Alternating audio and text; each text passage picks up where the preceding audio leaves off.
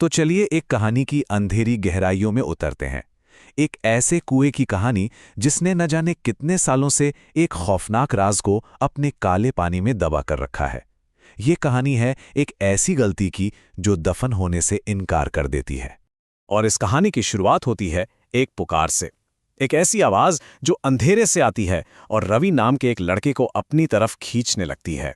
सोचिए, रवि का दिल जोर जोर से धड़क रहा था, फिर भी वो कांपते हुए कदमों से उस पुराने कुएं की तरफ बढ़ गया जहां से वो आवाज आ रही थी। और जैसे ही उसने हिम्मत करके अंदर झांका ना, उसकी तो सांसें ही अटक गईं। कुएं का पानी बिल्कुल स्याह काला हो चुका था और उस अथाह कालेपन के ठीक बीचों बीच दो सफेद आंखें चमक रही थीं, और वो आंखें सीधा उसी को घूर रही थीं, बिना पलक झपकाए। रवि जैसे ही डर के मारे पीछे हटा, उसे अपनी दादी की आवाज सुनाई दी। लेकिन उनकी आवाज में गुस्सा नहीं था, गुस्से से कहीं ज्यादा एक अजीब सा डर था। दादी का चेहरा देखकर ही रवि समझ गया था कि मामला गंभीर है। अब एक ऐसा राज खुलने वाला था जो पिछले 25 सालों से उस कुएं में कैद था। तो दादी बताना शुरू करती हैं कि 25 साल पहले मीरा नाम की एक लड़की इसी कुएं के पास से बड़े रहस्यमयी तरीके से गायब हो गई थी। लोगों को लगा कि शायद वो गिर गई होगी, लेकिन उसकी लाश कभी मिली ही नहीं। लेकिन गांव के जो बड़े बुजुर्ग थे ना, उनका कुछ और ही मानना था। वो आपस में फुसफुसाते थे कि मीरा अपनी मर्जी से नहीं गई थी, बल्कि उसे कुएं की किसी शक्ति ने अपनी ओर खींच लिया था। तो ये तो थी 25 साल पुरानी बात।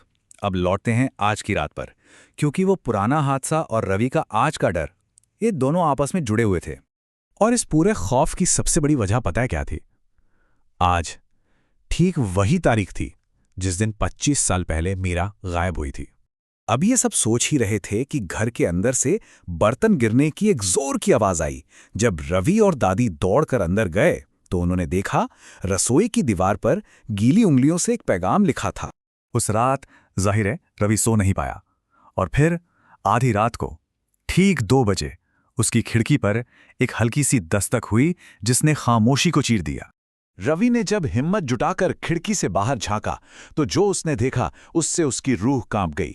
बाहर एक लड़की खड़ी थी, चेहरा लंबे बालों से ढका हुआ, कपड़े पूरी तरह भीगे हुए और आंखें बिल्कुल सफेद थीं। वो साया बोला नहीं, बस उसके कानों में एक आवाज गूंजी, एक हुक्म। और अब कहानी अपने सबसे डरावने पल में पहुंच चुकी थी। रवि जैसे किसी के वश में हो, धीरे धीरे कुएं की तरफ बढ़ने लगा। दादी ने उसे रोकने की कोशिश। जब दादी ने देखा कि वो रवि को बचा नहीं पाएंगी तो वो जोर से चीखी, लेकिन उनकी उस चीख में एक ऐसा सच छुपा था जो सब कुछ बदलने वाला था। दादी उस साये को उसके असली नाम से पुकारती हैं और फिर कांपती हुई आवाज में बताती हैं कि मीरा कोई और नहीं, उनकी अपनी छोटी बहन थी। और फिर खुला वो सबसे बड़ा राज। दादी ने कबूल किया कि उस रात वो मीरा के साथ ही थी, लेकिन डर के मारे वो मीरा को वहां अकेला छोड़कर भाग आईं। तो ये बदला नहीं था, ये तो सालों से दबा हुआ एक बहन का दर्द था। अपनी इस गलती का बोझ दादी और नहीं सह पाईं। उन्होंने फैसला कर लिया। वो कहती हैं, आज मैं अपनी गलती सुधारूंगी, और इतना कहकर वो उस कुएं में कूद जाती हैं। अगली सुबह सब कुछ शांत था। गांव वालों को लगा चलो बुरा साया हमेशा के लिए चला गया, लेकिन कहानी अभी खत्म नहीं हुई थी।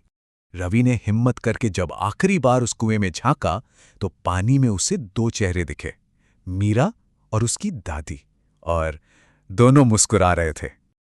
और तभी पानी से एक नया हाथ बाहर आता है और एक नई जानी पहचानी सी आवाज गूंजती है, अब अगली बारी।